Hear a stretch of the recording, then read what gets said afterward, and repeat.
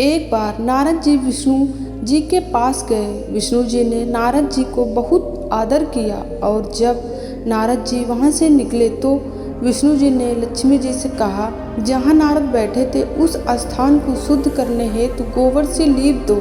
नारद जी ने ये बात सुन ली और पुनः अंदर आकर बोले, प्रभु मेरे आने पर आपने आदर भाव दर्शाया और जाते ही मेरे स्थान को पवित्र करने लगे, ऐसा क्यों?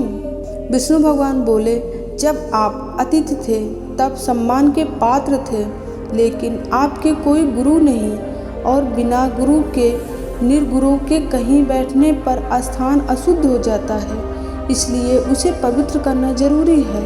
नारद जी ने बहुत दुखी होकर कहा, प्रभु आप ही बताएं मैं किसे अपना गुरु बनाऊं? विष्णु जी भगवान बोले, आप पृथ्वी लोक पर जाइए और सर्वप्रथम जिससे भेंट होगी उसे ही आप अपना गुरु बना लीजिएगा। नारद जी जैसे ही पृथ्वी पर आए उन्हें सबसे पहले एक मछुआरा मिला, लेकिन देव ऋषि नारद जी को ये बिल्कुल नहीं भाया कि एक मामूली सा मछुआरा उनका गुरु बने। लेकिन विष्णु जी की आज्ञा मानकर उन्होंने मछुआरा से विनती कर उन्हें अपना गुरु बना ही लिया।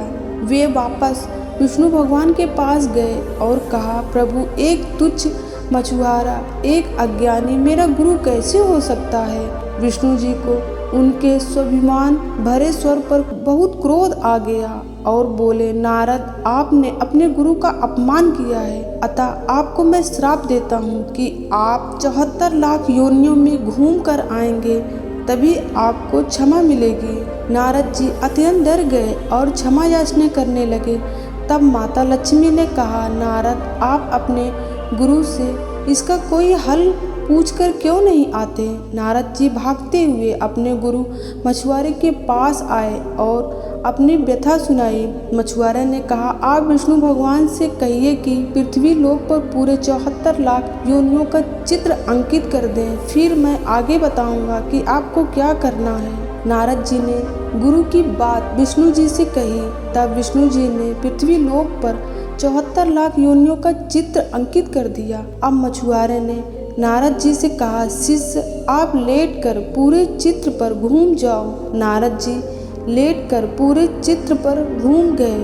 तब विष्णु जी मुस्कुराए और नारद जी को श्राप से मुक्त कर दिए। विष्णु भगवान ने कहा, गुरु कोई भी हो, वो कैसी भी परिस्थिति में क्यों ना हो, लेकिन वह सही ज्ञान देता है। दोस्तों किसी ने क्या खूब लिखा भी है, गुरु गूंगे गुरु बावरे, गुरु के रहिए दास, गुरु जो भेजे नरक को स्वर्ग की रखिए आस।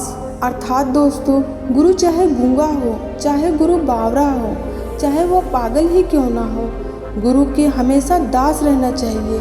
गुरु यदि नरक को भेजे तब भी शिष्य को यह इच्छा रखनी चाहिए कि मुझे स्वर्ग प्राप्त होगा, अर्थात इसमें मेरा कल्याण ही होगा।